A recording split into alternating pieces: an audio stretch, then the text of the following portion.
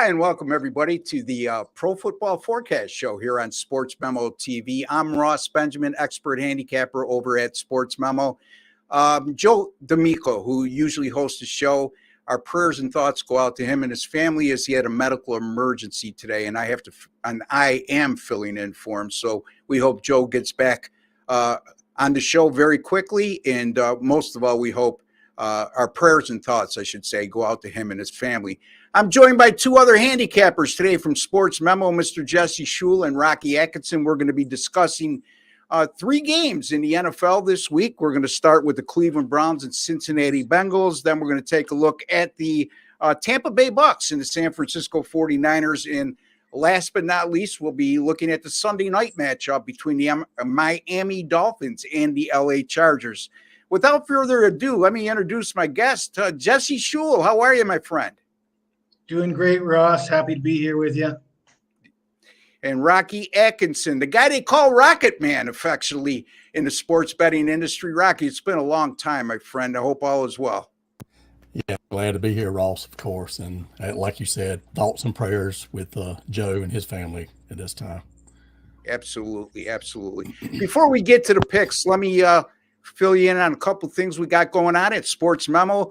We're asking you finish 2022 with a bang, folks. Get the rest of December all-access package. That's every sport from your favorite Sportsmemo handicappers for just $199. The sooner you do it, the more you save. And after you do that, the more you make.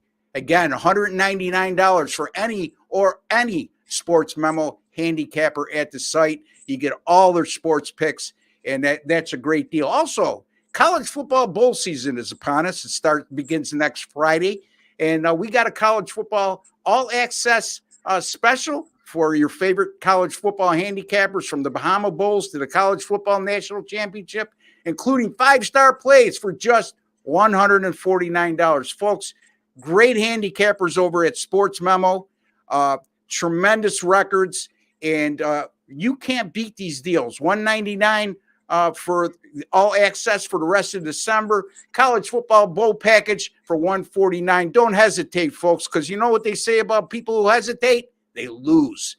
All right, let's get to the games. First of all, we're going to start with the Cincinnati and Cleveland game. That game's played at Cincinnati. Right now, as we speak, the Cincinnati Bengals are a 5.5-point favorite, and the total in this game is 46.5. I'm going to start with you, Rocky. What's your thoughts on this game?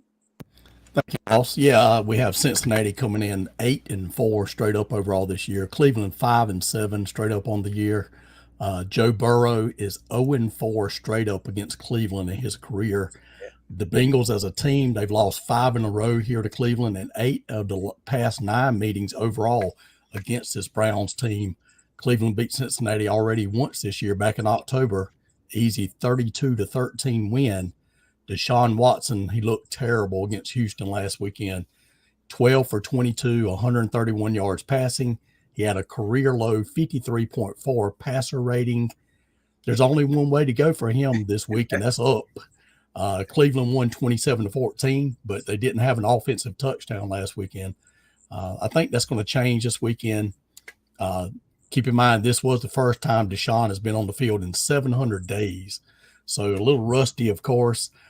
Cleveland 2-1 straight up against division opponents this year. They're averaging 27 points per game, while Cincinnati's 1-3 straight up against division opponents this season, allowing 26 points per game.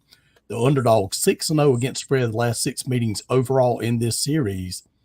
I think Cincinnati's going to have somewhat of a letdown here after beating Pat Mahomes and the Chiefs this past weekend. Cleveland's rushing attack is going to be the key here, and I think they'll be able to move the ball on the ground, and that's going to keep this game close. I'm going to recommend playing Cleveland plus the points on Sunday. Yeah, interesting side note on that Cleveland game last week was the most points scored by an NFL team in history without scoring an offensive touchdown. Imagine that, 27 points, no offensive touchdowns in that game. And Rocky alluded to the fact that Deshaun Watson looked rusty, no doubt about it. But in any event, I'm going to turn to this guy, Mr. Jesse Schule, the guy they call the Iceman. Jesse, what do you think about this game, my friend? Well, it's going to sound a lot like what Rocky said because I think we're on the same page here. The Bengals coming off that win over Kansas City. This looks like a great situational spot to fade Cincinnati. They're flying high right now, but they're facing a divisional opponent that has beat them in 8 of the last 9 meetings. The underdog has covered in 6 straight meetings between these two teams. Interestingly, something that Rocky didn't touch on is I see 70% are on Cincinnati, but the line has dropped in favor of the Browns. So the smart guys might know a little bit more than the average punter here. Situationally, you got to love the Browns. The Browns are just 5-7, but they've only lost 3 games by more than 5.5 points. Take the points, take the Browns. This should be a competitive game. There you go. 2 of the best handicappers in the country. They like and have a lean toward the Cleveland Browns here, minus the 5.5 at Cincinnati. You know, I might as well be the Antichrist here. I'm going to take the other team. I'm going to take Cincinnati. You know why? Because you two guys take Cleveland, and I know that nobody wants to hear all of us agree on it. I don't really have a strong opinion on this game. I know this. Cincinnati right now, you would have a hard time convincing me anybody in the AFC right now is playing better football than the Cincinnati Bengals. Let's not forget, folks, they started the year slow. They replaced 4 of 5 offensive line starters from a team that went to the Super Bowl last year. But why did they do that? Quite simply put, Joe Burrow was getting killed. He was sacked the most of any NFL quarterback in football.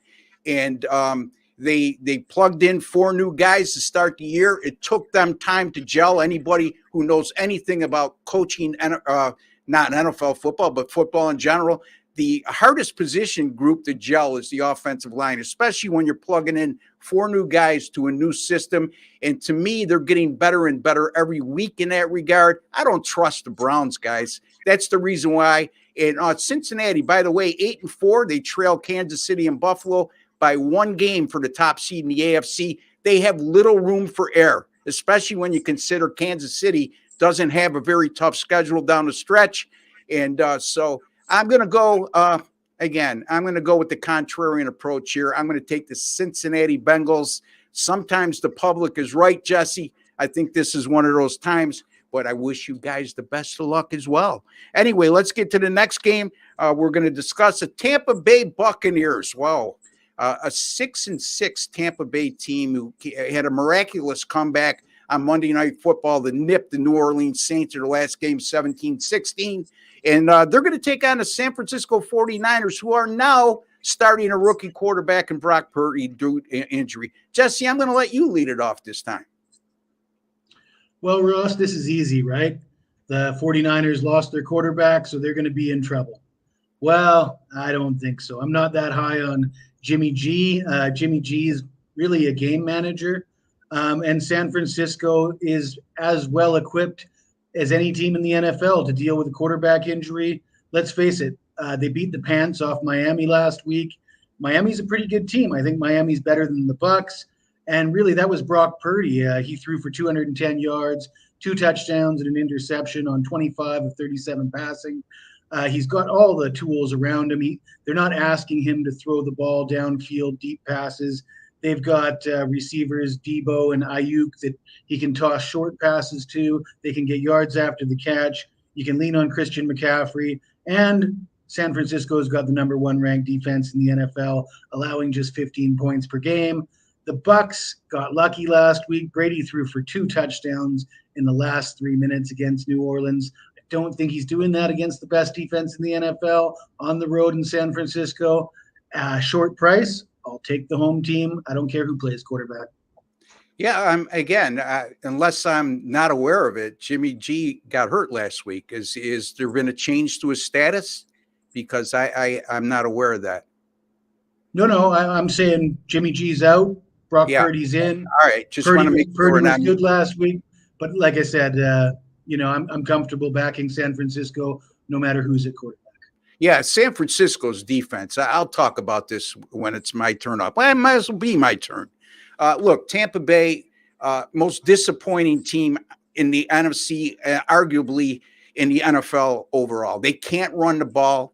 And that's going to be a problem because, yes, Tom Brady could still get it done.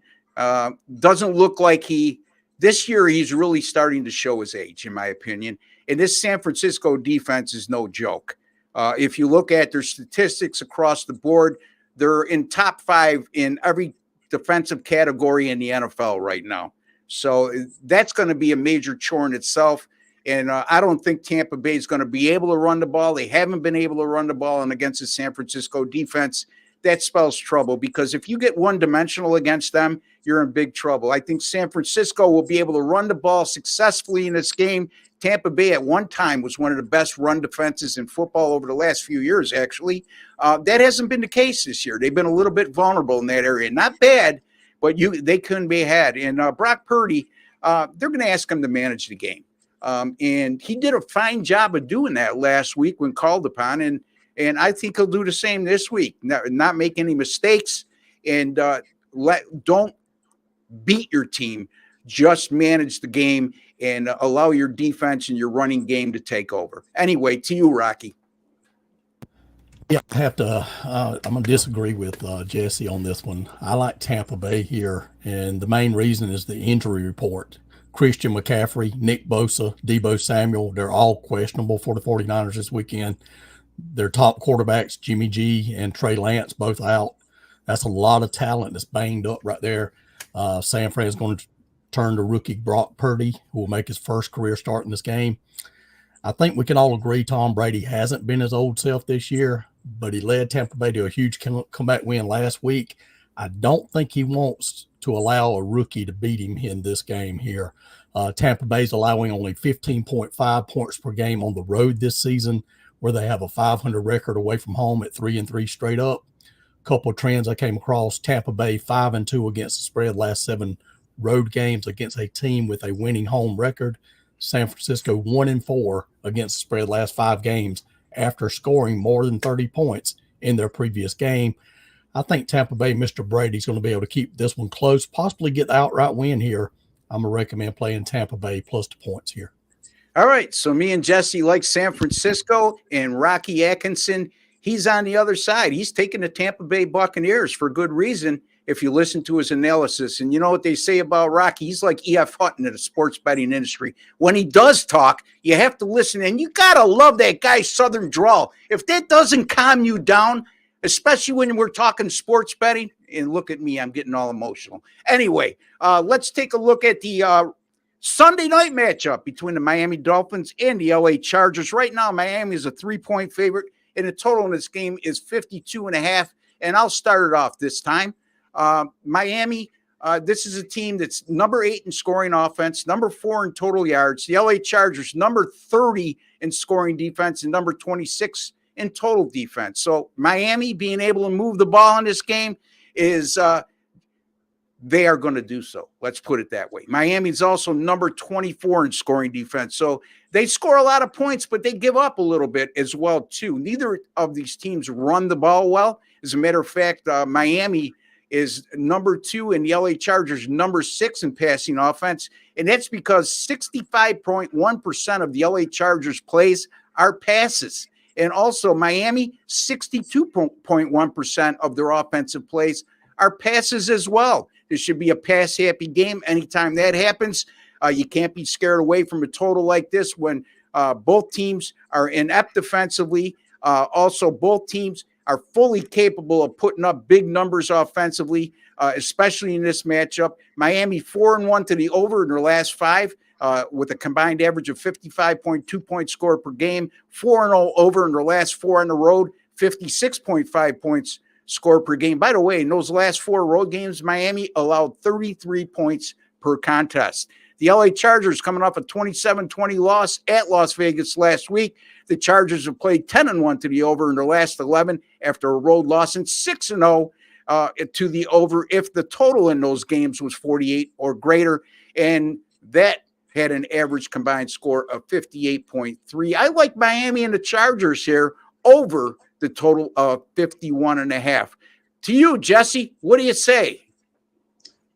Well, Ross, I did mention earlier that San Francisco beat the pants off Miami, and I think this is a tough spot for the Dolphins following up with another road game after getting throttled by the 49ers in a physical game. Took its toll on a lot of their star players.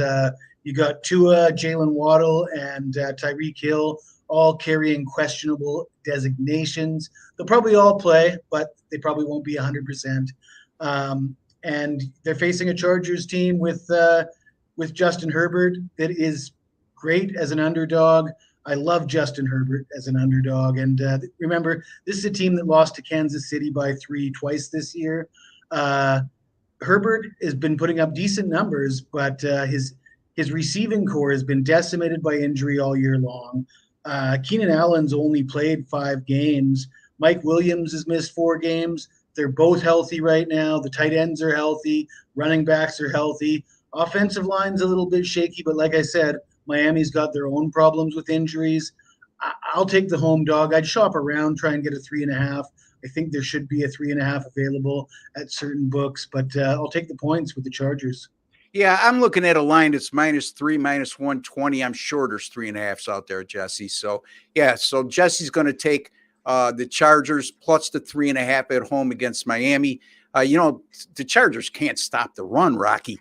They're giving up 5.4 yards per carry, but Tampa Bay, they can't run the ball. Look at their offensive rushing statistics. Anyway, I just thought I'd throw that out, Rocky, before I get to you. What do you think, my friend? Well, I'm going to actually pass on this game on the show because this is my NFL game of the week this weekend. It's the only premium play I'm releasing in the NFL, so I'm gonna take a pass here on this one. All right, no problem. Sometimes, folks, you need to take a pass, and in this particular instance, he's doing it for another reason. But there's nothing wrong with, if you don't like anything, don't try to force a game. Take a pass, folks. Sometimes taking a pass is better than taking a loss. Okay, well, not sometime, all the time. Anyway, now the best part of our show is our best bet segment, and I can't wait for that. And since, Rocky, you had little airtime in this last game because you're taking a pass, we're going to start with you. What's your best bet for us, folks, or Rock? Yeah, I'm looking at Philadelphia and the New York Giants this weekend, 1 p.m. Eastern time start. I'm looking at taking the Giants plus the 7 at home. The Eagles 11-1 straight up overall this year. Giants are 7-4-1 straight up overall in the season. You can't argue Philadelphia has been incredible this year. They're 5-0 straight up on the road this season. But let's remember, 3 of those 5 wins were by 3 points or less. We look at the Giants here and we see they're having a solid season as well. Not as good as the Eagles, but definitely a good one for them. Their key guys on offense, quarterback Daniel Jones and running back Saquon Barkley. Jones has shown he can do it all. He has a career high 522 rushing yards this season, which is only 87 yards behind the Eagles quarterback Jalen Hurts. Barkley has over 1,000 yards rushing this year, 8 touchdowns on the season. This Giants team should be able to move the ball against Philadelphia. A few trends here for this game. I got Philadelphia is 2-8 against the spread the last 3 years as a road favorite of 3.5 to 7 points. Philadelphia is 1-6 against the spread their last 7 road games overall. The Giants are 7-1 against the spread this year as an underdog. They're 5-1 against spread against a team with a winning record. The Giants are 2-0 straight up and against the spread at home versus Philadelphia the past 3 years. The underdog is 5-2 against spread last 7 meetings in this series. I wouldn't be surprised by an outright win here for New York. I'm going to recommend playing the Giants plus the points as my best bet for the show. I can't disagree with that whatsoever. As a matter of fact, Rocky, I got a college football betting angle. I'm not going to share the whole thing, but I'm going to tell the viewers to look this up themselves and do a little research on their own. Anytime you have a road favorite that scored 31 points or more in their last 2 games and they won both of those contests, fading them is a winner 65% of the time, since against the spread, that is, folks. 65% of the time, go with the home underdog, playing a road team in that specific situation. Jesse, the floor is yours, my friend. All right. Well, I am going to look at the total in the Detroit-Minnesota game. This game's getting a lot of attention because Detroit, with a losing record, is a favorite against a 10-2 Vikings team. But I like the total. And in fact, before this show, we had to communicate in group chat. And my man Joe D'Amico, bless his heart, was going to give out this play. I like it as well. We all can't give out the same game, and Joe called dibs. Unfortunately, Joe couldn't be with us today, but our thoughts and prayers are with him and his family. And if this game is a winner, all the credit goes to Joe D'Amico. But I like the over here. So does Joe. The Lions are dead last in total defense in the NFL. They're allowing 403 yards per game. Minnesota, they're the second worst. They're allowing 399 total yards per game. The Lions have won 4 of their last 5, averaging 28 points per game during that span. The Vikings have won 9 of their last 10. They've scored 27 or more in 7 of those games. Minnesota won 28-24 back in September of this year against the Lions, and Detroit won at home 29-27 last December against the Vikings. 4 of the last 5 head-to-head meetings have gone over. 2 very poor defenses and 2 very capable offenses. I expect this one to be a shootout. Should be a fun game to watch. I'm going to take the over, and good luck with that. There you go. So Rocky Atkinson likes the Giants plus the 7 at home against Philadelphia. And Jesse Schule's going with the Minnesota Vikings and the Detroit Lions to go over the total of 51.5. Those are their best bets. Mine, it comes in a Jets and Bills game. And Jesse, don't roll your eyes, please, because I could see it coming. If Joey was here, he'd be doing the same thing. But I looked at this objectively, and the data supports my decision here. The Buffalo Bills minus 10 in this game.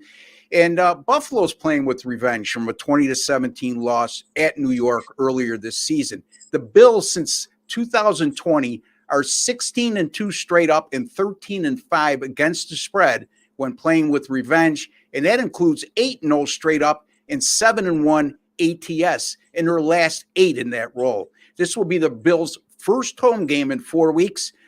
They've went through a lot of adversity because of the snowstorm in Buffalo. They had to play 2 straight games in Detroit. Out of those 3 games, 2 of them were played on a Thursday. And now they're coming in on 9 days rest. And despite all that adversity, they still went 3-0 straight up and 2-1 against the spread in those previous 3 games. Anytime you see Buffalo getting this type of rest, meaning 7 days or more, normally they're playing on 6 days rest. Under Sean McDermott, they've been phenomenal in that situation, going 7-1 straight up with 7 or more days rest, and 5-0 straight up if they're a favorite of 4 or greater. Why am I mentioning that? Because as a favorite of 4 or greater, they go 5-0 straight up, but they won all 5 of those games by 10 points or greater, and the line right now is 10, so there you go. Look, the Jets, 4-2 on the road this year. They gave one away. They had an excellent opportunity to come away with a win at Minnesota last week, inside the 1-yard line late in the game, 3rd and goal. They couldn't punch it in on 2 straight tries. They got it back inside the 15 on the ensuing possession and failed to cash in there, come away with a loss, still 4-2 on the road. But here's the thing. The Jets have to prove they could win on the road within their own division. They haven't accomplished that yet. They're 0-7 straight up and 1-6 against the spread in their last 7 division away games, and 0-5 straight up in ATS if they're a dog of 10 or less. And they lose those 5 games by an average of 19.2 points per game. You know, Buffalo catches a lot of heat because they were so highly hyped before the season began. But let me remind you, folks, this is a team that's 9-3 on the year. Their 3 losses have come by a combined 8 points. And boy, oh boy, here's the thing. I like Buffalo here. They're going to win this game by anywhere from 17 points or more. That's my prediction. Obviously, I'm taking the Buffalo Bills minus the 10 over the New York Jets as my best bet. Let's start with Rocky. What do you got going on this coming week? I know you mentioned your football play on Sunday, NFL play, I should say. You have a big pick going there. College basketball. Anything else you want to mention, Rocky? The only thing I know right now is I got the NFL game of the week going Sunday night. 63% this year in the NFL regular season. We've talked about it every show. 7 with all my NFL picks last year. I'm 67% so far this year. I'm hoping to have something Saturday and Sunday in college baskets. huge run in the NBA. I'm winning in hockey. I have a few plays for you this weekend, so check me out. There you have it. Rocky Atkinson, one of the finest handicappers, best handicappers in the country. And folks, you might not see him on top of the leaderboards at times and wonder where he is. He's not a volume handicapper, okay? He's hitting 63% on the season.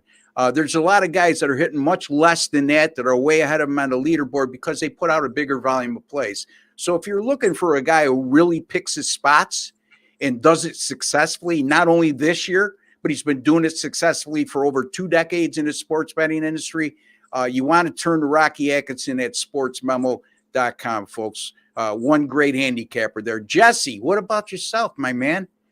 I see you at the top of the leaderboard. I don't know about the top, but I'm always, in that neighborhood.